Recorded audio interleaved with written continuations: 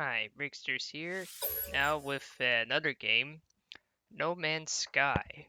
In this game, you can explore the stars, do like permadeath as I've done in some old files here. I'm gonna do normal survival, and for this particular series, I'm gonna see if I can get to the center of the universe in the game. And they changed how the screens look here too. You can like do like normal, which is less punishing when you die. Permadeath, which the save is wiped as soon as your character dies. I'm not going to do that though, I'm going to do survival. And let's see here. Oh, there we go. And in this game, there was a lot of changes since 2016. I played this game, as my save file says, like 2 years ago. Lots have changed since 2 years ago. They've added more ships, more content.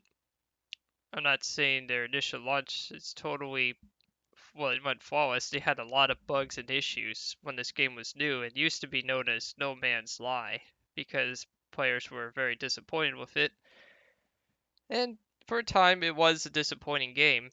But Hello Games has really redeemed themselves, in my opinion. It's one of the few games that had a disastrous launch for a year or two, and it like turned the ship around, pun intended, to what it is now. Oh, I might have to modify some things real quick here.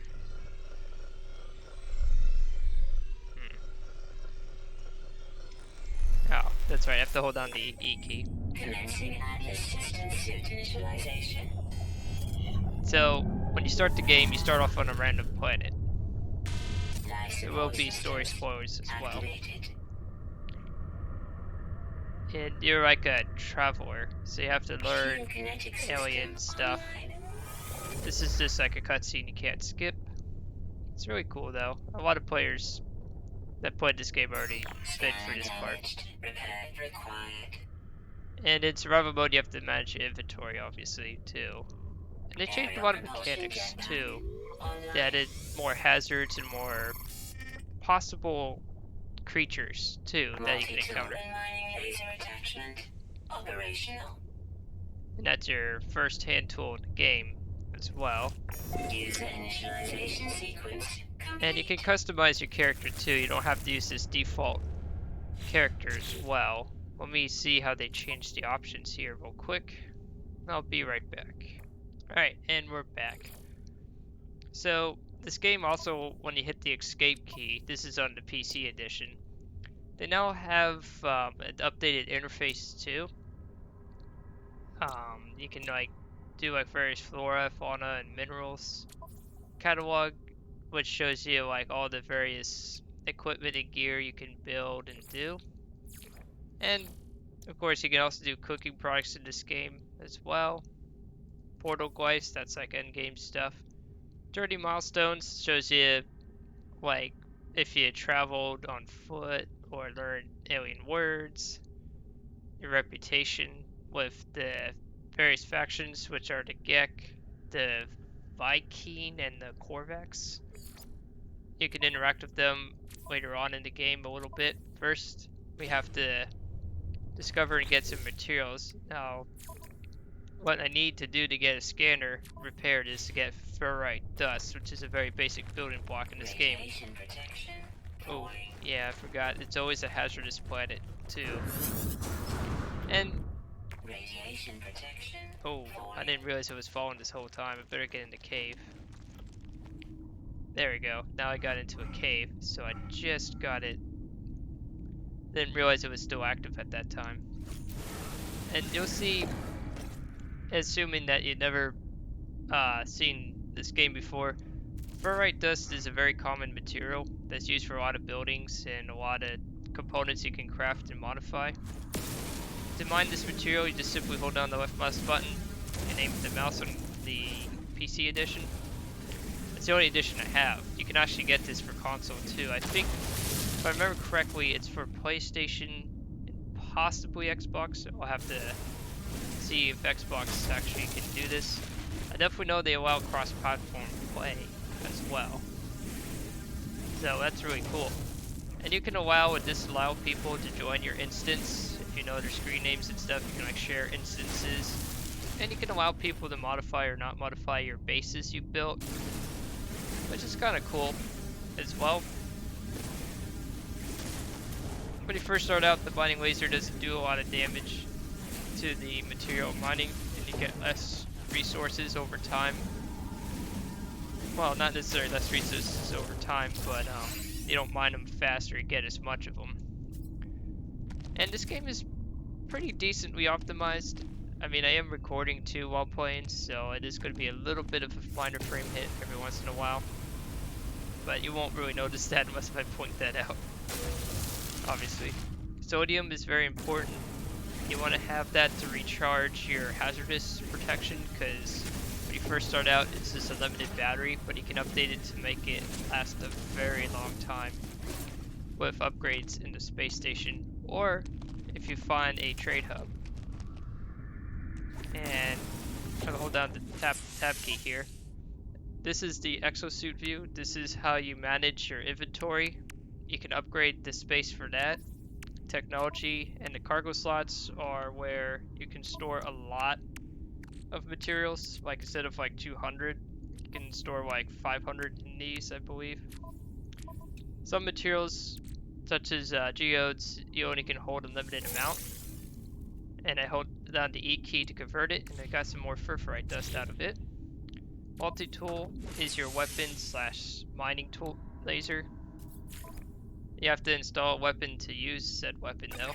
So now that I repaired the scanner, it'll tell you how to use the scanner. So you, oh, I need an analysis visor. Tap in the C key. This, oh yeah, it's right, you have to build and repair the visor too. It's in order to scan down materials and earn nanites, which is your currency.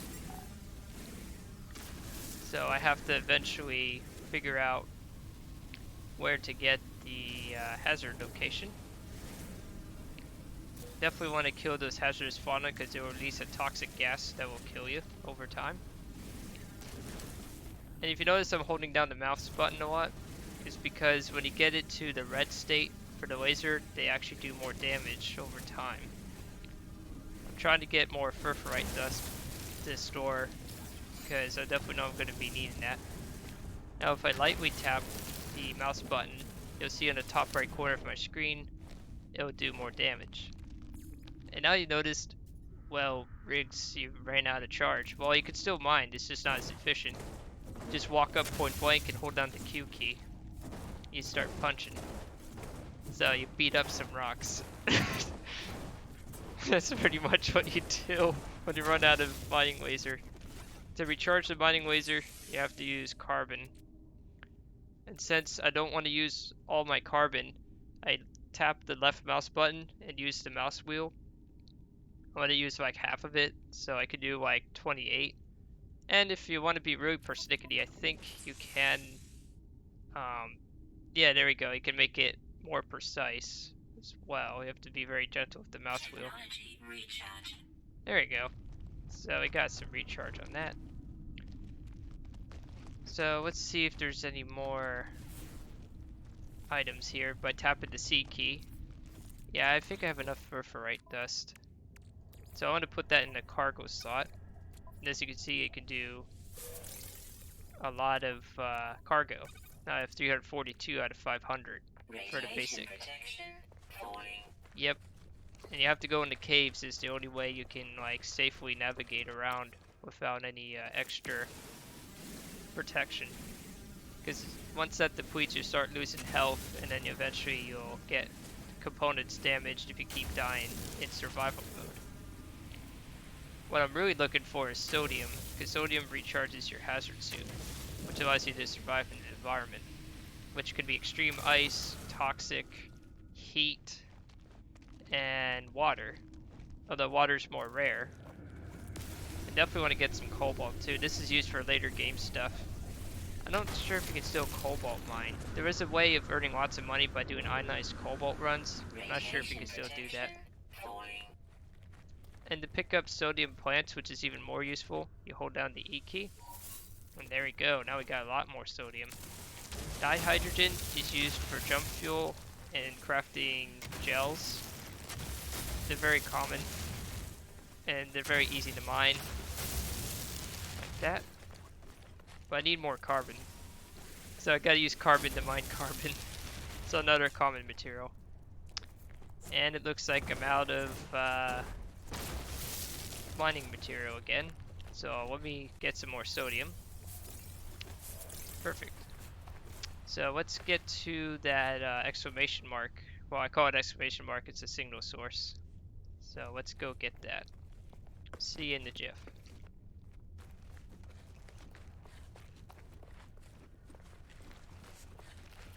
Alright, so I also discovered the hazardous fauna.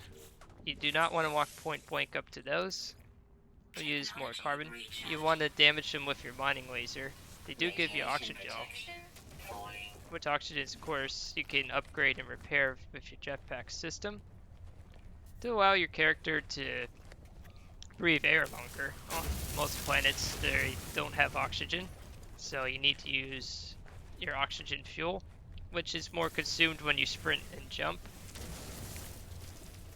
Oh, look at this. We also can discover random objects along the way here. One of which is a...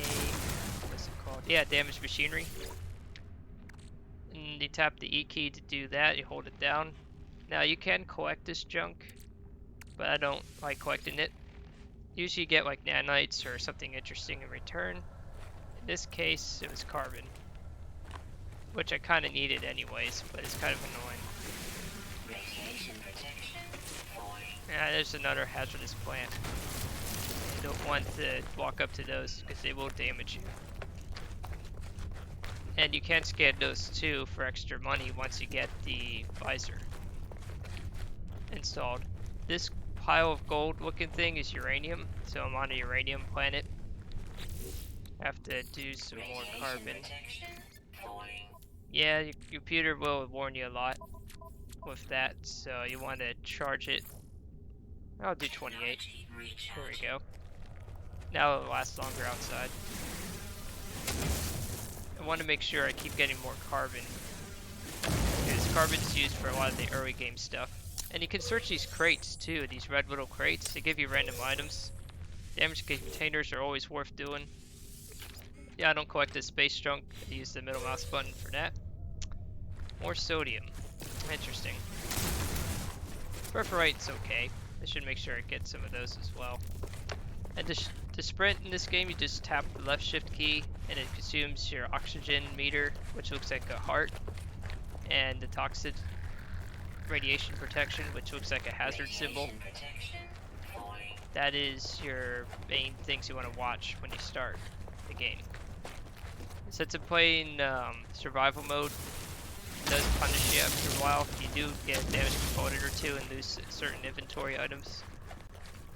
And we're now at your starter ship, which is heavily damaged, as you can see. But one nice thing is, you can hold down the E key and hop into your ship.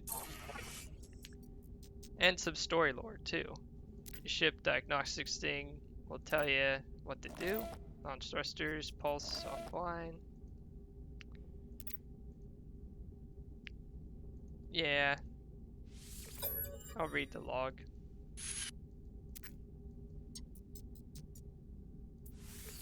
Yeah, I repaired the ship. It'll tell you how to repair. It teaches you how to repair your ship. It's part of the tutorial process. So you gotta craft hermetic seal and plate, which I already did. So I tap the tab key. Yeah, tab key will do that. And you just left click on an empty slot to start crafting an item. We need a metal plate, which I have plenty of ferrite for. And then for the pulse engine, if you're close enough to your ship, you can just click on that. And click on the engine part. So now we got that part repaired. Now I need to make hermetic seal. But let me view this distress beacon first.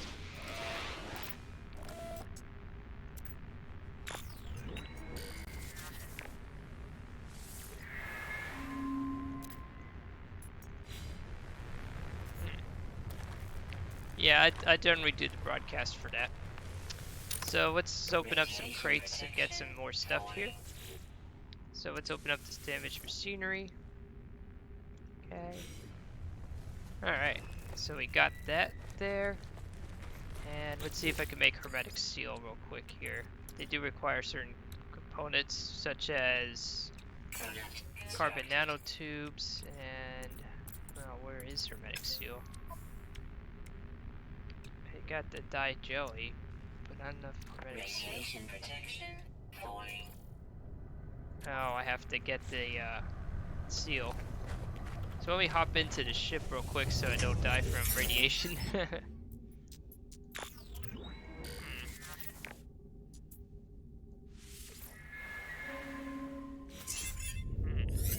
Now I need to get the hermetic seal. So I'll let it charge there. And then when I tap the tab key here while it's charging, it does charge in the background.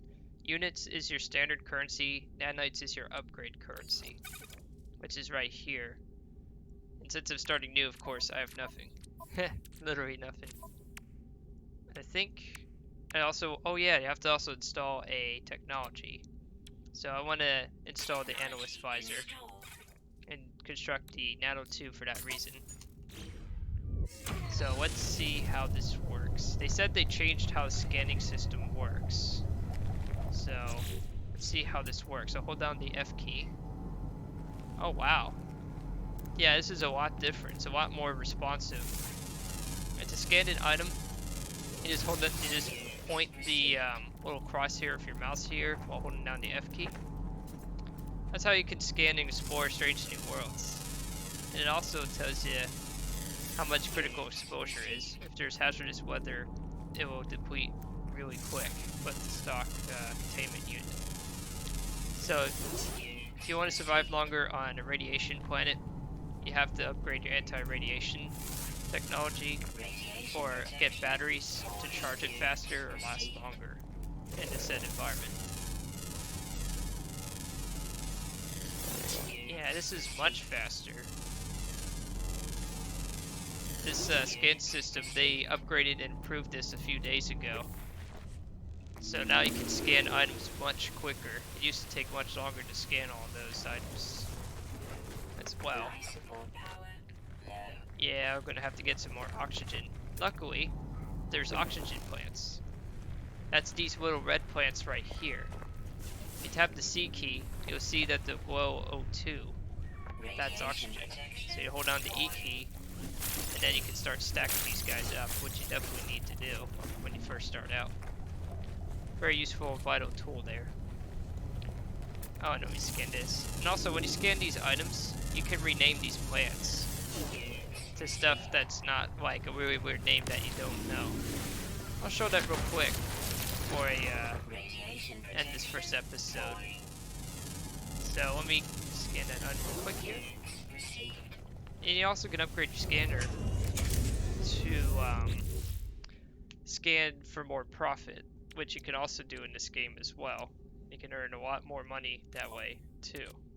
As you can see, I now have 5,300 units, which is basically nothing in this game, but it's a good start.